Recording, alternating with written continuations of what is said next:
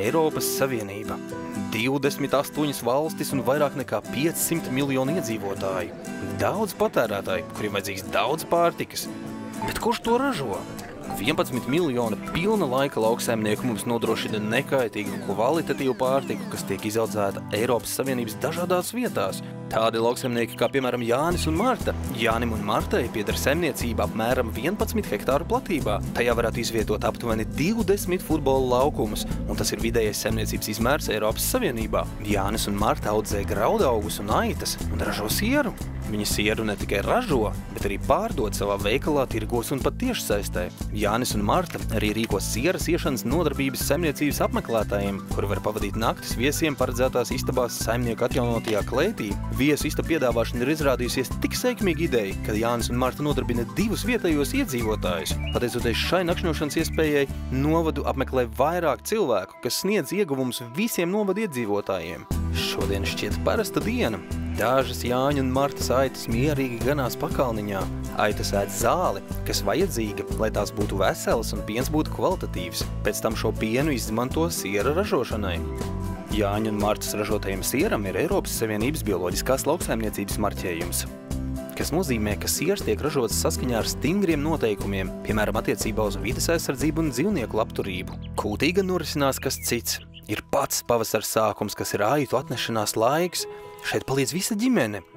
Jāņa un Martas dēls Kārlis sagatavo kūti, lai jaundzimušajiem jēriņiem un viņu mammām tajā būtu ērti.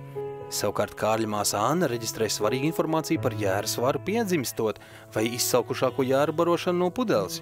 Jānis un Marta izmanto krotālijas, marķējums ausīs, lai aitas būtu iespējams atpazīt visā to dzīves garumā.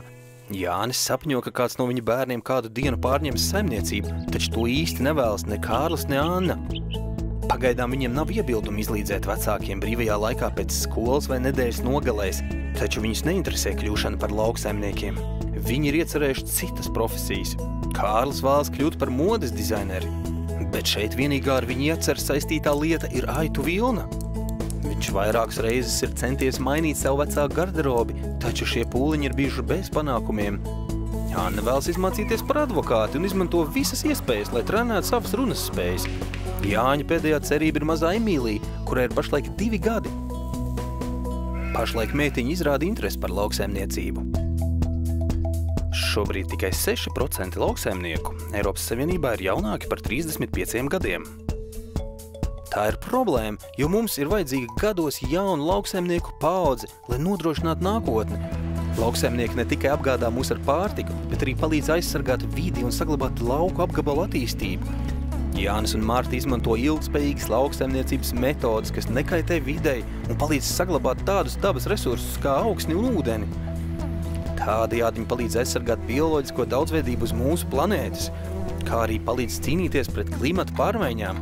Lauksaimniecība ir sarežģīts, nepārtraukts darbs, taču lielākajai daļai lauksaimnieku tas ir vairāk nekā darbs, tas ir dzīvesveids. Tā ir nodarbošanās, no kuras viņi gūst gandarījumu, jo apzinās savu svarīgo nozīmi citu cilvēku dzīvē. Tā kā lauksaimnieki ražo mums visiem vajadzīgo veselīgo un uzturvielām bagāto pārtiku, Eiropas Savienība lauksaimniekiem sniedz atbalstu, lai nodrošinātu, ka visā Eiropā notiek apgāde ar pārtiku par patērētājiem pieņemamu cenu un lai vienlaikus palīdzētu lauksaimniekiem aizsargāt mūsu vidi un saglabāt dzīvotspēju mūsu lauku apgabalos. Pajautāsim sev, kur jūs ikdienas dzīvē varat redzēt ieguvumus no lauksaimniecības un lauksaimnieku paveiktā?